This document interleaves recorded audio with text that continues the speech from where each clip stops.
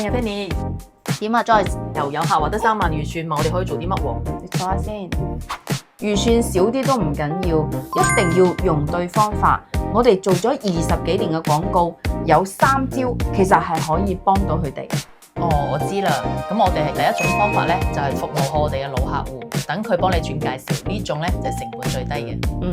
而咧其實叫內容共創，就係你唔好急住去揾大 V， 要揾一啲小博主同佢嘅產品而家嘅調性啊，或者品牌啊差唔多嘅，共同去創造內容。咁第3個咧，其實就叫異業聯盟嘅。其實你可以揾一啲同你客戶群體一致，但係你業務唔衝突嘅夥伴一齊嚟做活動，咁就可以得到流量同量啦。